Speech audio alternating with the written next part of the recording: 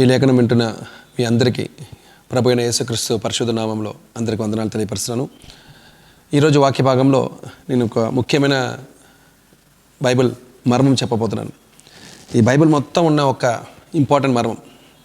ఎంతోమంది చదివి ఉండగలరు, కానీ ఇది బైబిల్ మొత్తం ఉంది. ఆది కాండం మొదలుకొని ప్రకటన గ్రంథం వరకు ఉన్న ఒక రహస్యం. కానీ అందరికీ ఆ రహస్యం బాగా తెలిసి ఉంటుంది, కానీ అది చేసేవారు ఎవరు లేరు. ఎందుకంటే అది అన్ని ప్లేస్లో ఉందని వాళ్ళకి తెలియదు. ఏదో వాళ్ళు సంఘంలో చెప్పి ఉంటారు, దాన్ని బట్టి చేస్తుంటారు. కొంతమంది చేస్తారు, కొంతమంది చేయరు. కానీ ఇది మొత్తం ఉన్న విషయాలు నేను మీకు చెప్పాలనుకున్నాను. ఎక్కువ చెప్తే కష్టపడతారని నేను ఒక 5 విషయాలు మాత్రం ముందు పెడుతున్నాను. అది ఏంటిదంటే దేవుని వాక్యం వినడం, గాయకొనడం. ఈ ప్రిన్సిపల్స్ నిజంగా పాటించి నిజంగా అది ప్రకారం జీవించిన వారు ఖచ్చితంగా సేవకులు అవుతారు. మీరు నిజంగా ఇక్కడ ఎవరో నా వాక్యం విన్నవారు నీ సేవకులు అవ్వాలని మీరు అనుకున్నట్లయితే ఒక్కటే ఒక పని మొదటిగా చేయాల్సినది వాక్యం వినడం, దాన్ని గాయకొనడం. వినడం అంటే మొదటిగా మీరు చదవాలి కదా. కొంతమంది చదివిన వారైతే చదవచ్చు, మరి చదువు లేని వారు కూడా ఉంటారు. వాళ్ళు కూడా సేవ చేయాలనుకుంటే వినాలి. వాక్యంని మీరు ఆడియో బైబిల్లో వినాలి. ఖచ్చితంగా ఆడియో బైబిల్లో వినాల్సినదే. ఎందుకంటే నాకు రాదండి, చదువు రాదండి చెప్పిన వాళ్ళు చాలామంది ఉంటారు. కానీ లేఖనము వాళ్ళ కోసం ప్రత్యేకతగా రాయపడింది. చదివిన వారు గాయకొనట్లేదు. కొంతమంది చదువు రాదు అని చెప్పేసి ఎస్కేప్ అయిన వాళ్ళు ఉంటారు. అట్లాంటి ఎస్కేప్ అవడానికి దేవుడు అనుమతించరు. మీరు సంఘంలో వెళ్ళిన వాక్యం వింటారు, కానీ అది సండే రోజు మాత్రం వింటారు. మరి ప్రతిదినం వాక్యము వినాలి కాబట్టి ప్రతిదినం మీరు ప్రార్థన చేయగలరు, కానీ వాక్యం విన్నవారు చాలా తక్కువ. కనుక ఆడియో బైబిల్ తీసుకొని మీరు వాక్యం వినాలని నా కోరిక. కానీ దానిని వాక్యం నుంచి మనం తెలుసుకుంటాం. మొదటి వాక్యము 1 యోహాను 2వ అధ్యాయము 3వ వచనం. దీంట్లో దేవుడు క్లియర్గా ఆయన డెఫినేషన్ ఇచ్చారు. ప్రతిదానికి ఒక డెఫినేషన్ మీకు చెప్పాలనుకుంటున్నాను. నిజమైన డెఫినేషన్ ఏంటిదంటే దేవుడు మనసులో ఏమనుకుంటున్నారు. ఇప్పుడు చాలామంది నేను ఆటోలో వెళ్ళినప్పుడు, బస్సులో వెళ్ళినప్పుడు, ట్రైన్లో వెళ్ళినప్పుడు, ఎక్కడికి వెళ్ళినా సరే, ఫ్లైట్లో వెళ్ళినప్పుడు వాక్య పరిచయం చేస్తాను. ఎవరు పక్కన ఉన్నా చూడను, దేవుడి గురించి చెప్పడం నా pani. మరి అట్లాంటి పని చేసే సమయంలో దేవుడు వాక్యం వాళ్ళు కొంతమంది వింటారు, కొంతమంది వినరు. కానీ వినలేని వాళ్ళు కూడా వాక్యం చెప్పడం ఈజీ. వినలేని వాక్యం వాళ్ళు కూడా వాక్యం చెప్పచ్చు. ఎందుకంటే ఇది దేవుని వాక్యం కాబట్టి వాళ్ళు మనసు ఉంచారు. అలా ఉన్నా కూడా ఈ పక్కన ట్రావెల్ చేసినప్పుడు, ట్రైన్లో మీరు పక్కన ట్రావెల్ చేస్తుంటారు, మరి ఆయనకు వాక్యం చెప్పాలనుకుంటారు, కానీ ఆయన మొత్తము వాక్యం వినలేని మనుషులుగా కనిపిస్తారు. మీరు ఫోన్ మామూలుగా తీసుకొని డైరెక్ట్గా ఎవరితోనూ మాట్లాడుతున్నట్టు మీరు చెప్పాల్సిన మొత్తం వాక్యం చెప్పచ్చు. దేవుడి గురించి నేను చెప్తాను వినురా అని చెప్పేసి మీరు ఫోన్ పట్టుకొని, చూడండి ఇప్పుడు ఫోన్ ఉంది, ఈ ఫోన్ పట్టుకొని దేవుడు వాక్యం వినరా అంటే యేసుప్రభు ఏం చెప్పారు తెలుసా అన్నట్టు డైరెక్ట్గా మీరు వాళ్ళకి చెప్పచ్చు. మీరు ఇలా చేసినట్టు ఏమవుతుంది, వాళ్ళు ఖచ్చితంగా ఒకవేళ వాళ్ళు వినలేకపోయినాను, బేసిక్గా మీరు మాట్లాడితే వినలేకపోయింటారు, కానీ మీరు పక్కన వాళ్ళకి మాట్లాడుతుంటే ఖచ్చితంగా వీళ్ళు వింటారు. సో వాక్యం వినడం చాలా చాలా ఇంపార్టెంట్. కాబట్టి దేవుడిని తెలుసుకున్నవారు, అంటే వీళ్ళందరితో నేను మాట్లాడుతున్నాను కాబట్టి వీళ్ళందరూ ఏం చెప్పేవారు, నేను యేసు గురించి చెప్పగానే వాళ్ళు సార్ మేము యేసు అంటే మాకు నమ్మకం ఉంది సార్, మేము దేవుడు నమ్ముకుంటాం సార్ అనుకుంటారు. ఎవరు చెప్పినా సరే అంతే చెప్తారు, మేము దేవుడు తెలుసు సార్, మాకు యేసుప్రభు అంటే మాకు చాలా ఇష్టం సార్, అందరు దేవుడితో పాటు మన యేసుప్రభు కూడా సేవిస్తాం సార్ అంటారు. కానీ తెలుసుకోవాలని అంటారు వాళ్ళు, నాకు తెలుసు సార్ అంటారు కదా. కానీ లేఖనము ఎలా చెప్తుంది, అది ఇంపార్టెంట్. వాళ్ళు తెలుసుకోవాలని చెప్పినది కరెక్టేనా, నిజంగా వాళ్ళు యేసుప్రభు తెలిసి ఉన్నారా, మీకు చూపించాలనుకుంటున్నాను. 1 యోహాను 2వ అధ్యాయం 3వ వచనము తెలుగులో చదువుతాం. మరియు మనం ఆయన ఆజ్ఞలు గైకొనిన ఎడల దీని వలననే ఆయనను ఎరిగి ఉన్నామని తెలుసుకుందాము. చూడండి, ఆయన ఆజ్ఞలు మనం గైకొని ఎడల, ఇది పాత నిబంధన కాలంలో ఉన్నట్టు వాక్యం ఆజ్ఞలు. మరి దేవుని వాక్యం సంపూర్ణంగా ఎవరు పాటించగలరో, ఎవరు గైకొనగలరో వారే దేవుడిని తెలుసుకున్నవారు. మీరు నేను చెప్పుకోవచ్చు, అన్న యేసుప్రభు గురించి తెలుసు అంటే నాకు తెలుసు సార్ అని అనొచ్చు, తెలుసు బ్రదర్ అనొచ్చు. కానీ నిజంగా తెలుసా అంటే ఎవరు తన వాక్యమును విని గైకొని ఉన్నారో, గైకొన్నవారు మాత్రమే దేవుడు వాక్యంను గైకొన్నవారు, దేవుడు వాక్యంని విన్నవారు. ఎవరు నిజంగా గైకొంటున్నారో వారే దేవుడిని తెలుసుకున్నవారు. ఇది మీరు మర్చిపోదు. నేను తెలుసుని ఎవరు చెప్పినా సరే అది కరెక్ట్ కాదు. నిజంగా ఎవరు దేవుని వాక్యం విని గైకొంటున్నారో, దేవుడు చెప్పిన ప్రతి ఆజ్ఞలు పాటిస్తారో వారే దేవుని తెలుసుకున్నవారు. That is the definition of knowing him. Everybody will say, I know him, know you. But how do you know? Only by keeping his commandments, as per this one. ఆ తర్వాత నెక్స్ట్ వర్డ్లో కూడా మనం చదువుతాం, 4-5 వచనం కూడా. ఆయనను ఎరిగి ఉన్నామని చెప్పుకొనుచు ఆయన ఆజ్ఞలు గైకొనని వాడు అబద్ధికుడు, వానిలో సత్యం ఏమాత్రము లేదు. నాకు తెలుసు అని చెప్పేసి దేవుడు చెప్పిన మాటలు గైకొనలేదనుకోండి, లూకా 6:46 కూడా ఇదే ఉంటుంది. ప్రభు నన్ను పిలుస్తున్నావు, కానీ నేను చెప్పింది మాత్రం నువ్వు చేయవేంటి అని దేవుడు అడుగుతారు. ప్రభుని అందరూ చెప్పుకుని ఉంటారు, కానీ చెప్పిన మాట చేయరు. మరి వాళ్ళు తెలుసుని ఎలా చెప్తారు? తెలుసుకోలేరు అని అర్థం. 5వ వచనము మీకు ఎంతో చాలా బాగుంటుంది చూడండి. ఆయన వాక్యము ఎవడు గైకొనునో వానిలో దేవుని ప్రేమ నిజముగా పరిపూర్ణమాయను. ఆయన యందు నిలిచి ఉన్న వాడని చెప్పుకొనుచు ఆయన ఎలాగూ నడుచుకున్నాడో అలాగే తానును నడుచుకున్న బద్ధుడై ఉన్నాడు. మనం ఆయన యందున్నామని దీని వలన తెలుసుకొనుచున్నాము. మనము ఆయనలో ఉన్నామని దీని వలనే తెలుసుకున్నాం. ఎట్లా దేని వల్ల తెలుసుకుంటాం? నిజంగా మీరు దేవుడిలో ఉన్నట్లయితే దేవుడి వాక్యం వింటారు, ఖచ్చితంగా గైకొంటారు. ఆమేన్. నిజంగా నేను చెప్తున్నాను, దేవుడి వాక్యం వినాలి, గైకొనాలి. వారే దేవుడిని తెలుసుకునేవారు. తెలియకుండా ఒకవేళ దేవుడు నాకు తెలుసు అని చెప్పేసి దేవుడి వాక్యం తెలియక దేవుడు వాక్యం ప్రకారం జీవించగా ఉన్నవారు దేవుడిని నిజంగా తెలుసుకోలేదు. రెండవది విషయము మీరు చూద్దాము. యోహాను సువార్త 14వ అధ్యాయం 23వ వచనం చూద్దాం. యోహాను సువార్త 14వ అధ్యాయము 23వ వచనం మనం చూద్దాం. ఇంగ్లీష్లో చెప్పాలంటే, if anyone loves me he will keep my word and my father will love him and we will come to him and make our home with him. తెలుగులో, యేసు ఒకడు నన్ను ప్రేమించిన ఎడల వాడు నా మాటలు గైకొనును, అప్పుడు నా తండ్రి వానిని ప్రేమించును, మేము వాని యొద్దకు వచ్చి వాని యొద్ద నివాసము చేతుము. ఎవరైనా ఒకరు నన్ను ప్రేమించిన ఎడల అన్నారు. చాలామంది దేవుడిని ప్రేమించిన వాళ్ళు ఉంటారు. నేను దేవుడు అంటే పిచ్చి ప్రేమ అంటారు. చాలామంది నిజంగా ప్రభు ప్రార్థన చేసిన వాళ్ళు ఉంటారు. కానీ దేవుడి డెఫినేషన్ చూసుకోండి. బైబిల్లో ఆయన చెప్పినది డెఫినేషన్.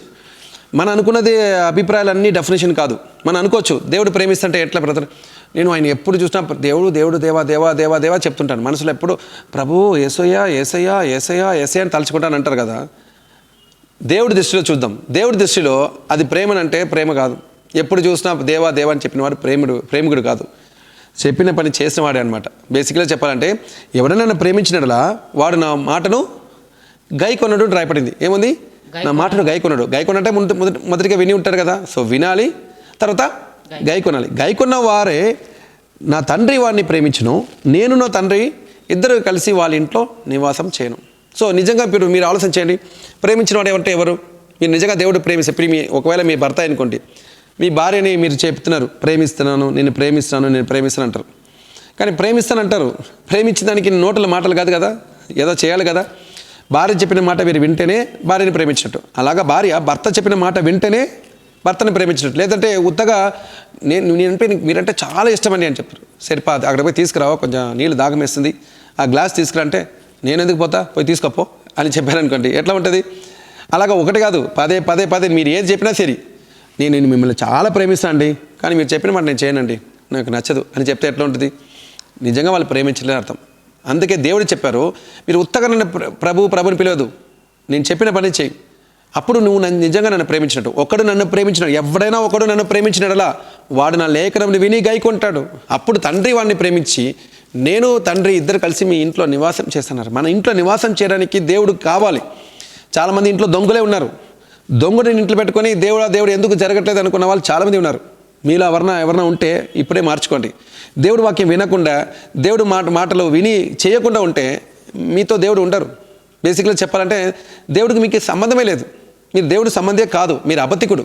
ఇంతకుముందు చదివినా కదా 1:1 వాళ్ళ అబద్ధికుడు. ఎందుకంటే దేవుడు ప్రేమని సరిగా అర్థం చేసుకోకుండా దేవుడు చేసిన చూడండి. ఒకవేళ మీరు ఆలోచన చేయండి, దేవుడు ఆల్రెడీ సిలువలో మరణించినప్పుడు ప్రపంచంలో ఉన్న ప్రతి పాపమును ఆయన తీసుకొని మరణించాడు. ఇప్పుడు ఆయన ఎందుకు నమ్మిక ఉంచిన వారు నిత్య జీవం పొందుతారు. కాబట్టి ఆయన పని నెరవేర్చారు. ఆయన రెస్ట్లో ఉన్నారు. ఇప్పుడు బేసిక్గా చెప్పాలంటే ఆయన పని కంప్లీట్ చేశారా, ఇంకా కంప్లీట్ చేయాలా? ఆల్రెడీ పని కంప్లీట్ చేసేసారు. చేసిన తర్వాత ఇప్పుడు మీకేముంది? జస్ట్ ఆయన నమ్మిక ఉంచి మీరు ఆయన దగ్గరికి వెళ్ళాలి.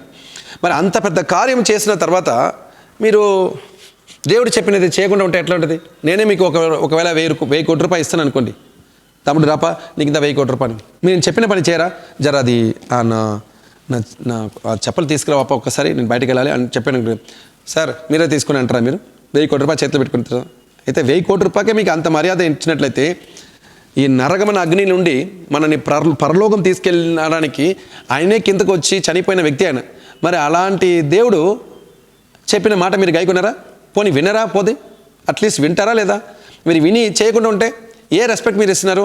నిజంగా వీళ్ళు ప్రేమించినారా? అర్థమా? మీ ప్రేమంలో ఖచ్చితంగా చేయడం ఉంటుంది. కాబట్టి వినాలి, గైకొనాలి. వాళ్ళే నిజంగా ప్రేమించిన వారు. మూడవది విషయం మీకు చెప్పాలనుకుంటున్నాను, ఎవరు నిజంగా ఆశీర్వదించబడిన వారు. Revolution 1st chapter 3rd verse చూద్దాం. ప్రకటన 1వ అధ్యాయం 3వ వచనం. సమయము సమీపించినది గనుక ఈ ప్రవచన వాక్యములు చదువువాడును వాటిని విని ఇందులో వ్రాయబడిన సంగతులను గైకొను వారును ధన్యులు.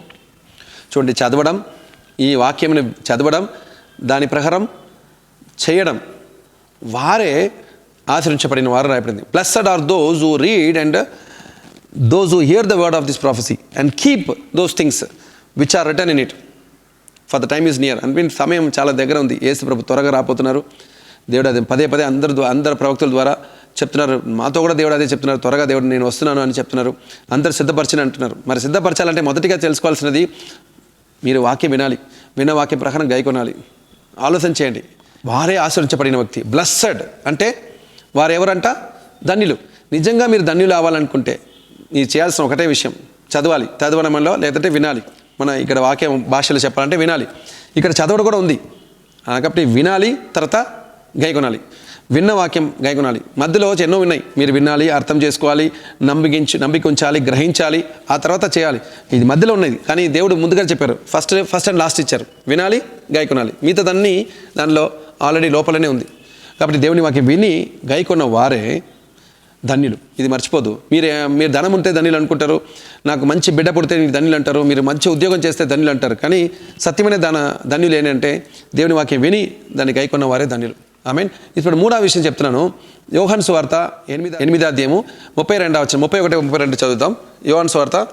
అప్పుడు సత్యము మిమ్మను స్వతంత్రులుగా చేయునని చెప్పగా, అయితే 31వ వచనం చదువుతాం.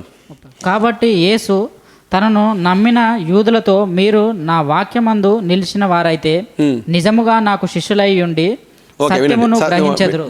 శిష్యులుగా ఉండి అక్కడే మనం ఆపుతాం. ఆలోచన చేయండి.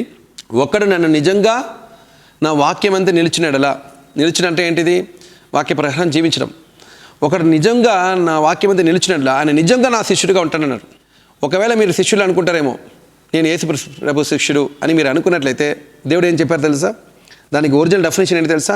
నిజంగా మీరు వాక్యంలో నిలిచివాలంటే వాక్యం వినాలి, దాని ప్రకారం జీవించాలి, గైకొనాలి. ఇది రెండు చేస్తేనే నిజంగా మీరు శిష్యులు అవుతారు. ఇది చేయకుండా నేను కూడా దేవుడిలో ఉన్నానని చెప్తే మీరు దొంగ శిష్యుడు. చాలామంది పాపం అబద్ధ ప్రవక్తలు, అబద్ధ అపోస్తలు కూడా ఉన్నారు, దొంగ ప్రవక్తలు. ఇలాని మనం పేరు పెట్టినాం చాలా సేవకులకి. కానీ నేను మీకు ఒక మంచి పేరు పెడుతున్నాను, మీరు దొంగ శిష్యులు.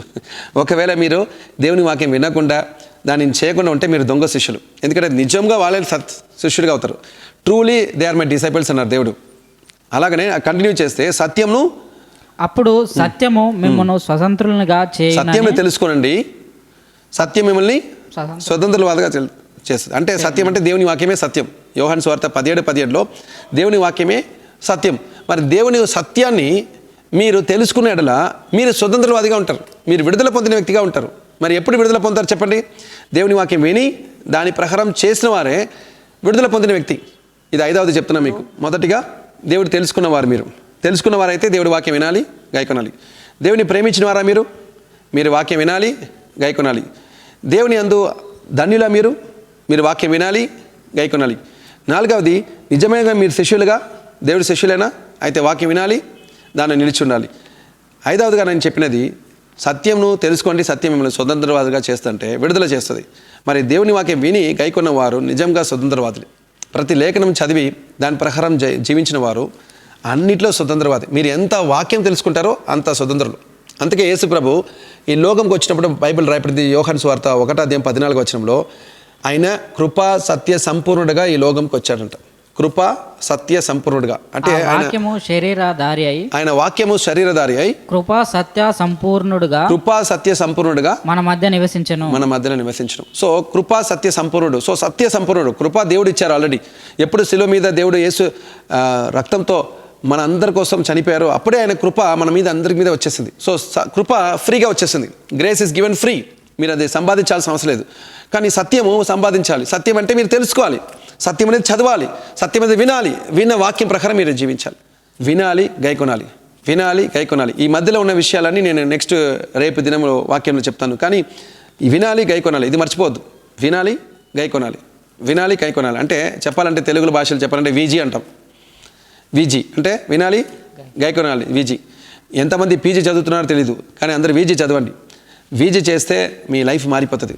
మీరు పీజీ చేసి నాశమైన వాళ్ళు ఎంతోమంది ఉన్నారు, కానీ వీజీ చేసి నాశమాలు ఎవరు లేరు. వాక్యం విని గైకొన్నవారు, వివిజీ అంటే వాక్యం విని గైకొన్నవారు గొప్ప స్థానంలో ఉంటారు. దేవుడికి ఇష్టపూర్వకంగా ఉంటారు. దేవుడు వాళ్ళని ఆశీర్వాదంగా ఉంచుతారు. దేవుడు వాళ్ళని విడుదల చేసిన వారుగా ఉంటారు. దేవుడు వాళ్ళని ఎప్పుడు తెలుసుకున్న వారుగా ఉంచుతారు. దేవుడు వాళ్ళని ఎక్కువగా ప్రేమిస్తారు. తండ్రి, కుమారుడు, పరిశుద్ధాత్మ వాళ్ళలోనే నివసిస్తుంది. ఇది దేవుని వాక్యం. సత్యంగా మీరు దీని ప్రకారం ఉంటారు నమ్ముతున్నాను. నిజంగా దేవుడికి ఉన్న డెఫినేషన్ ప్రకారం తెలుసుకొని నేను కంటిన్యూస్గా దేవుడు వాక్యం చెప్తున్నాను డైలీ. మీరు అది ఖచ్చితంగా మరి పాటించాలని అనుకుంటున్నాను. ప్రతిరోజు వినండి. ఈ వాక్యాన్ని షేర్ చేసి ప్లస్ ప్రత్యేకంగా మీరు షేర్ చేసినా కూడా నేను కూడా అది కూడా సంతోషపడను. కానీ విన్న వాక్యము కొట్టుకుని పోకుండా ఆ వాక్యంని గైకొనండి. ఖచ్చితంగా దేవుడు మిమ్మల్ని ఆశీర్వదిస్తారు. God bless you. ఆమేన్.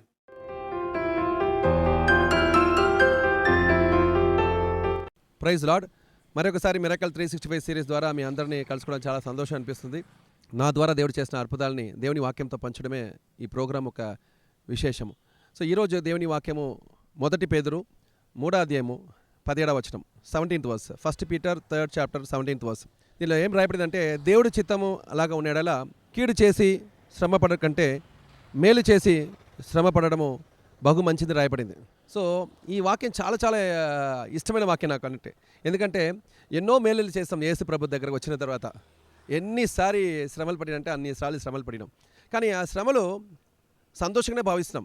ఎందుకంటే కీడు చేసి శ్రమ పడడం కంటే మేలు చేసి శ్రమ పడడమే మాకు మంచిదని బైబిల్ చెప్తుంది. ఒకసారి మస్కట్లో ఉన్నప్పుడు మామూలుగా రోడ్డు క్రాస్ చేసినప్పుడు ఒక వ్యక్తి యాక్సిడెంట్ అయిపోయాడు అనమాట. యాక్సిడెంట్ అయిన వ్యక్తి హాస్పిటల్ అడ్మిట్ అయ్యారు. నేను హాస్పిటల్ మినిస్ట్రీ చేయడం అలవాటు అనమాట. సో హాస్పిటల్లో ఉన్న వాళ్ళకి ప్రార్థన చేయడం అలవాటు. ఆ రోజు వెళ్ళినప్పుడు రాజమౌళి అనే వ్యక్తి హాస్పిటల్ వెళ్ళిపోయి 2 కాలు ఆయనకి పని చేయకుండా పోయిందనమాట. సో అటువంటి వ్యక్తికి దేవుడి వాక్యం చెప్పి దేవుడి గురించి చెప్పి ప్రార్థన చేస్తుండగా ఆయన చాలా మంచిగా మారిండు. స్లోగా క్రమక్రమంగా ఆయన బాడీలో ఇంప్రూవ్మెంట్ వచ్చింది అనమాట. అయితే అడిగినప్పుడు ఆయన దగ్గర ఏ పైసా లేదనమాట.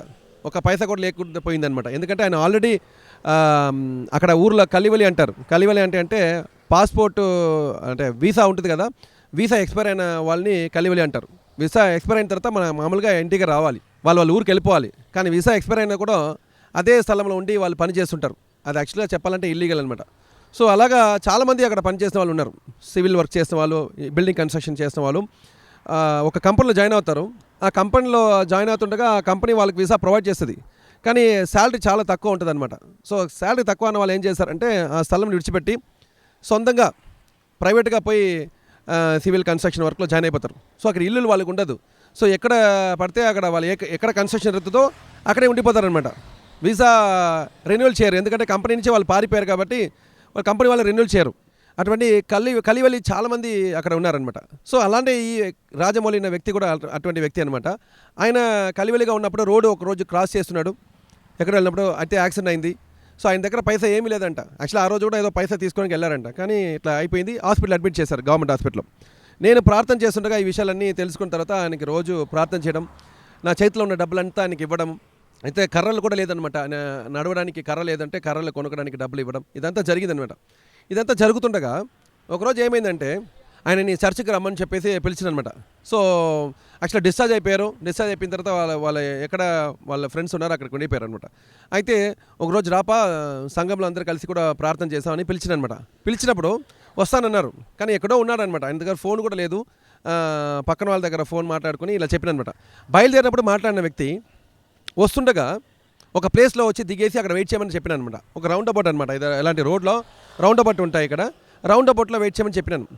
మస్కట్లో ట్రాఫిక్ చాలా చాలా స్ట్రిక్ట్ అనమాట. అయితే ఆయన వస్తా అని చెప్పేసి నేను అక్కడ పోతున్నాను. ఆ రౌండ్ అబౌట్లో చూస్తే ఆయన లేడు. సో రౌండ్ అబౌట్లో ఆయన ఉన్నాడా లేదా అని కనుక్కోడానికి నేనేం చేస్తాను, 2-3 సార్లు రౌండ్ చేస్తూనే ఉన్నాను.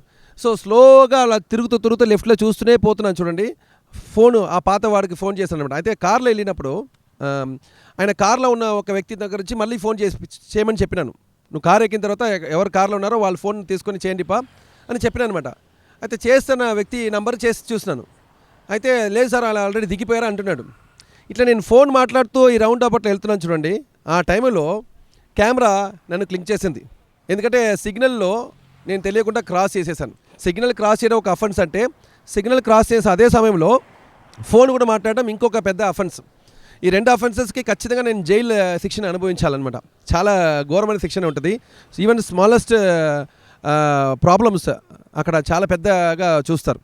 సో ఖచ్చితంగా నాకు ఒక టికెట్ వచ్చింది. ఆ టికెట్లో ఏంటంటే ఖచ్చితంగా మనం ఆ రోజుకి హాజరవ్వాలి పోలీస్ స్టేషన్లో అని వచ్చిందనమాట. చెప్పిన తర్వాత చర్చికి చెప్పినాను. నేను యాక్చువల్గా ఎవరికి చెప్పలేదు, కానీ పాస్టర్కి చెప్పినాను అనమాట. అక్కడ ఉన్న పాస్టర్స్కి, అక్కడ ఉన్న పాస్టర్కి నేను చెప్పినాను ఈ విషయం. అదే సమయము నా వైఫ్ యాక్చువల్గా ఇండియాలో ఉన్నారు. సో నేను అనుకున్నాను, ఓకే ఇది ఎవరికి తెలియాల్సిన అవసరం లేదు, ఒకవేళ నేను జైల్లో పోవాలంటే నేను వెళ్తాను, ఏం ప్రాబ్లం లేదు అని అనుకున్నాను. నా ఉద్దేశం ఏంటంటే మంచి చేస్తాను, కీడు అనుభవించడము మంచిదే అని బైబిల్ చెప్పింది కనుక సరే ఓకే, ఒకవేళ దేవుడు ఆ జైల్లో ఉంటే జైల్లో ఉన్న వాళ్ళకి వాక్యం చెప్తానేమో, అక్కడ ఉన్న వాళ్ళకి వాక్య అవసరం ఉందేమో, అందుకే దేవుడు నన్ను పంపిస్తానని చెప్పేసి నేను అనుకున్నాను. మామూలుగా ఫస్ట్ టికెట్ వచ్చినా నేను అంత పెద్దగా అనుకోలేదు, కానీ తర్వాత అక్కడ కార్ రెంటల్ ఏ కార్ రెంటల్లో నేను తీసుకున్నానో ఆ రెంటల్ వాళ్ళు చెప్పారు, ఈ అఫెన్స్కే ఖచ్చితంగా మీకు మినిమం 3 days జైల్లో పెడతారని చెప్పారనమాట. 3 days ఉండొచ్చు, ఏ డేస్ ఉండొచ్చు, ఆ కోర్టు జడ్జి డిసైడ్ చేస్తారన్నారనమాట. అయితే మినిమం అయితే 3 days ఉండన్నారు. సో నేనేం చేశాను, ఓన్లీ బైబిల్ మాత్రం తీసుకున్నాను అనమాట. బైబిల్ తీసుకుని జైలుకి వెళ్తున్నాను అనమాట. ఎవరికి చెప్పలేదు. వెళ్తున్న దారిలో పాస్టర్కి చెప్పినాను అనమాట, ఇలా జైలుకి అంటే ఉండొచ్చు అన్నట్టు వెళ్తున్నాను. కానీ పాస్టర్ చెప్పిన నేను ప్రేయర్ చేస్తాను అని చెప్పారు. కానీ నేను వెళ్తున్నప్పుడు నాకు ఒక గొప్ప విషయం అర్థమైంది. 2 ఆప్షన్ దేవుడు ఇస్తారన్న విషయాలు తెలివిగా వచ్చింది ప్రేయర్ చేసినప్పుడు. పరిశుద్ధ దేవుడు 2 విషయం ఏం తెలియపరిచారంటే, ఒకటి నేను అక్కడ వెళ్ళడం, జైల్లో ఉండడం, అక్కడ ఉన్న వాళ్ళకి సువార్త చెప్పి బయటకు రావడం, ఇది ఒక విషయం ఆప్షన్ 1. ఆప్షన్ 2 ఏంటిదంటే దేవుడు అద్భుతరీతిగా జైల్లో పంపించకుండా నన్ను విడుదల చేయడం. ఈ 2 ఆప్షన్లు ఏదైనా జరగవచ్చు కదా అని అన్నప్పుడు అనుకున్నాను. అప్పుడు కార్లో వెళ్తుండగా అక్కడ ఉన్న వాళ్ళతో ఏదో మాట్లాడుతూ ఎక్కడ పోతున్నారని మాట్లాడుతుండగా అక్కడ ఉన్న వాళ్ళు చెప్పారు, అంటే ఇదంతా నేను ఎక్స్ప్లెయిన్ చేస్తుండగా వాళ్ళు చెప్పారంటే, సార్ ఖచ్చితంగా చెప్తాను, ఇది ఒక చాలా కఠినమైన శిక్ష ఉంటుంది ఇక్కడ, మామూలుగా చెప్పాలంటే జైల్లో పెడతారు, మీకు కూడా జైలు శిక్ష ఖచ్చితంగా వస్తుంది అని చెప్పారు. పర్లేదు సార్, ఏం ప్రాబ్లం లేదని అంటే, వాళ్ళు ఏం చెప్పారంటే, మీరు అనుకున్నట్టు జైలు అంటే మీరు ఇండియాలో ఉన్నట్టు జాలీగా ఉన్నారని మనం అనుకోవద్దు, మోర్ దెన్ 40 members కలిసి దాంట్లో పెట్టేస్తారు, అసలే ఇది రమదాన్ సమయము, సో మీకు అన్నం కూడా పెట్టారు, ముస్లిమ్స్ మొత్తం అందరూ కలిసి దొంగడు, దోపిడీలు, రేప్ చేసిన వాళ్ళు, మర్డర్ చేసిన వాళ్ళు అందరూ కూడా దీంట్లో కలిసి ఉంటారు, అందుకబట్టి చాలా ఘోరంగా ఉంటుంది సార్ అన్నాడు. ఆ జైలు ఒక చిన్న రూమ్లో 40 members పెడతారంట. ఓహో అని చెప్పేసి చాలా ఆయన భయపడిచ్చారనమాట చెప్పాలంటే. కానీ దేవుడు నాకు ఉన్నారు, దేవుడు ఖచ్చితంగా నాకు ఎన్నో అద్భుతాలు చేస్తే దేవుడు ఇక్కడ కూడా గొప్ప అద్భుతాలు జరగబోతున్నాయి విశ్వాసంతోనే వెళ్ళినాను. అక్కడ వెళ్ళిన తర్వాత నేనేమో వాక్యం చదువుతూనే ఉన్నాను. అయితే నేను వాక్యం చదువుతున్నాను, ఒకరి తర్వాత పిలుస్తూనే ఉన్నారు. అక్కడ రూల్ ఏంటంటే అక్కడ వీడియోలు చూపిస్తారనమాట. వీడియోలు చూపించేసి వాళ్ళు శిక్షణ ఎందుకు అలా చేశారని చెప్పేసి కోర్టు 1 minute అడుగుతుంది అనమాట. జడ్జి అడుగుతారు 1 minute ఎక్స్ప్లెయిన్ చేయమని చెప్పేసి, అంత ఉంటుంది. కొంతమందికి ఎక్స్ప్లెయినేషన్స్ ఏమి ఉండదు, డైరెక్ట్గా శిక్షణ ఇచ్చేస్తారనమాట. సో లాస్ట్ నేను వెళ్ళాల్సినది, నాకు ముందు ఒక ముస్లిం అతను వెళ్ళారు. ముస్లిం అతను అక్కడ జడ్జి దగ్గర ఎదురుగా కూర్చున్నారనమాట. ఆ జడ్జి అడిగారు, ఎందుకు ఇలా చేశారు అని చెప్పేసి అడిగారు. దానికి ఆయన చాలా ఎక్స్ప్లెనేషన్ చేస్తున్నారు. యాక్చువల్లీ చెప్పాలంటే అరబిక్లో మాట్లాడుతున్నాడు ఆయన.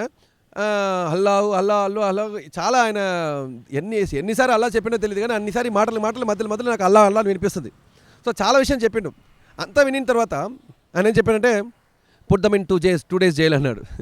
ఆయన కారు తీసుకుని జైల్లో పెట్టండి 2 days అన్నారు. అయితే నాకు చాలా ఆశ్చర్యం విన్నాడు. ఆయనేమో అది అరబిక్ దేశము, ముస్లిమ్స్ దేశం అనమాట. మాట్లాడేవాడు చాలాసారికి అల్లా అల్లా అల్లా చెప్తుంటే ఒకవేళ కనికరపడి వదిలేస్తారు అని అనుకున్నాను అనమాట. కానీ ఏం కనికరం లేదు, డైరెక్ట్లీ జైలు పెట్టండి, 3 రోజు బదులు 1 రోజు నేను తక్కువ చేస్తాను, ఇప్పుడు మరలా చేయదని చెప్పేసి 2 days జైలు పంపించారు. ఇప్పుడు నేను నెక్స్ట్ అనమాట, నేను కూర్చున్నాను.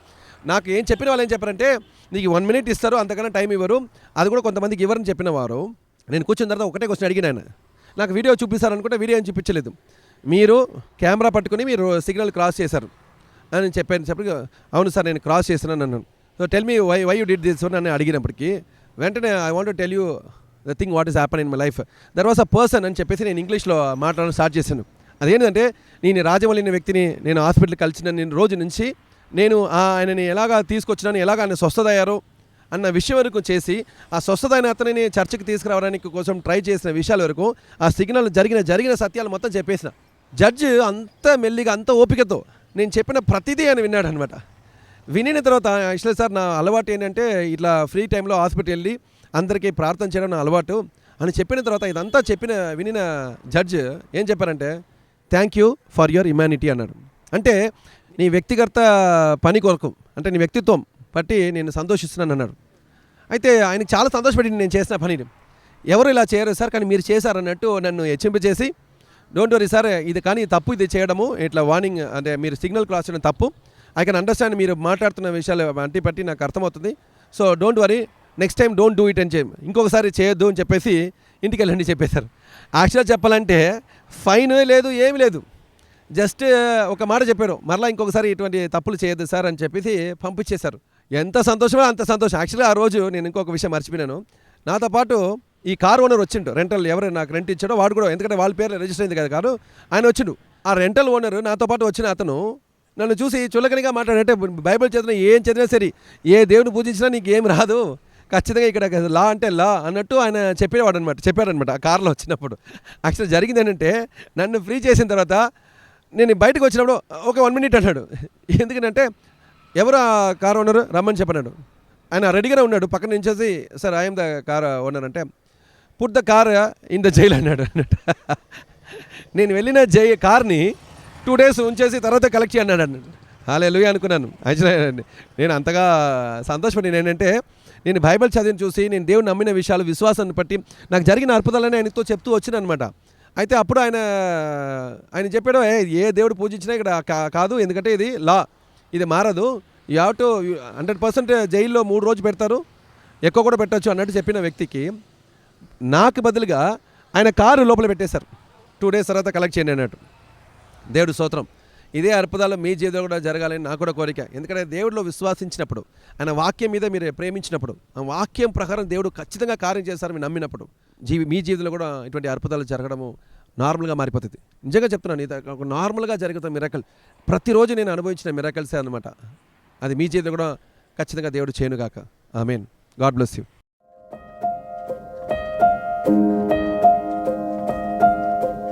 హల్లెలూయా. దేవుడికే మహిమ కలుగును గాక. ఈరోజు నా సాక్ష్యం ఏంటంటే, మన చర్చిలో మొదటిగా ఎవరైనా ఫస్ట్ అడుగు పెడితే ఖచ్చితంగా ఆశీర్వదించబడతారు కదా. సో అలాగేం జరిగిందంటే, మేము రెంట్కి తీసుకున్న ఇంటి దగ్గర ఒక వైఫ్ అండ్ హస్బెండ్ ఉన్నారు. అక్క అన్నకి 3 years వరకు కిడ్స్ లేరు అనమాట. వాళ్ళు పక్క పూజలు చేసేవాళ్ళు, క్వాంటోళ్ళు అనమాట. అయితే అన్నయ్య పర్సనల్గా నాతో మాట్లాడాడు ఒకరోజు రోడ్డు మీద ఉండి, ఏంటన్నయ్య మీకు పిల్లలు లేరా అని అంటే, అవును సిస్టర్, అసలు మేము చాలా హాస్పిటల్ తిరిగాం కానీ ఎక్కడ పిల్లలు లేరు అది ఇది అని చెప్పాడు. అయితే నేను అక్కడే రోడ్డు మీద రిలీజ్ చేశాను అనమాట, మీరు ఒక్కసారి మా చర్చిలో అడుగు పెడితే నెక్స్ట్ కల్లా మీరు ప్రాఫెసీ ఖచ్చితంగా చూడండి, మీరు ఖచ్చితంగా కన్సీవ్ అవుతారు అంటే ఆ అన్నయ్య నమ్మలేదు.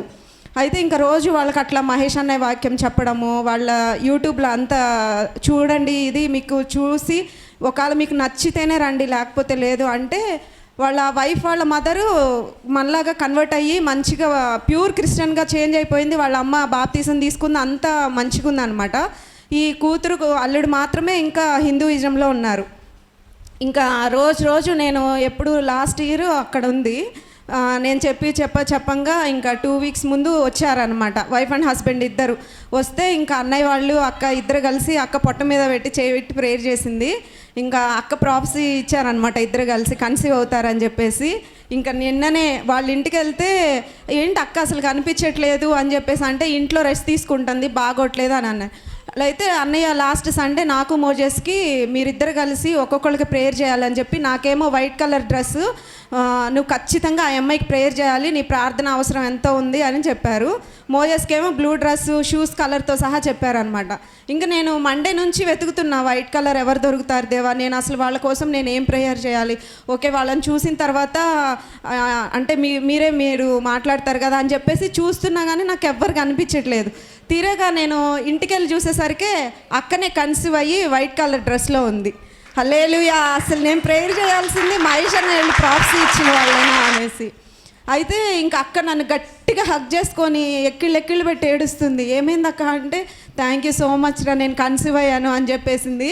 అసలు నాకు కూడా అసలు ఎంత హ్యాపీ అనిపించిందంటే, ఎందుకంటే ఇప్పటి వరకు తీసుకొచ్చిన వాళ్ళలో ఎవ్వరు ఆశీర్వదించుకుండలేరు. దాదాపు ఎంతమంది నా వల్ల వచ్చినారో అందరూ అసలుకి అంటే అది నిజంగా నా గొప్పతనం అయితే కాదు. ఎందుకంటే నేను ఒక్క మాటే చెప్తాను, మీరు రండి, మీరు బ్లెస్ అవ్వకపోతే చూడండి, కాకపోతే అని చెప్పేసి ఒక్క మాటే నేను చెప్పేది, ఇంకేం చెప్పను. మహేష్ అనే వాళ్ళ టెస్ట్ మనీ వాళ్ళ ఫోన్లో సబ్స్క్రైబ్ చేసేసి వాళ్ళ ఇంట్లో వాళ్ళందరికీ షేర్ కొట్టేస్తాను. అది అయిపోయిన తర్వాత తీసుకొస్తా, అంతే, ఇంకేం చేయను నేను. అయితే ఆ అక్క ఇంకా వెంటనే హెప్సీ పక్కకి, అసలుకి నాకైతే ఆనందం తట్టుకోలేక అక్కకి వీడియో కాల్ చేసేసి, అక్క ఈ అమ్మాయి ఇట్లా కన్సీవ్ అయిందంటే అక్క వీడియో కాల్లోనే ప్రేయర్ చేసింది. విధవరాలు లేకపోతే గొడ్రాలు అన్న మాట అనిపించుకోవడం ఆడవాళ్ళకి చాలా బాధకరంగా ఉంటుంది. అంత బాధని ఎప్పుడైతే మన చర్చికి వచ్చారో వాళ్ళల్లో ఆనందం అసలుకి చెప్పలేనంత ఆనందం అనమాట. నిజంగా ఈ గొప్ప సాక్ష్యాన్ని దేవుడు దీవించి ఆశీర్వదించును గాక.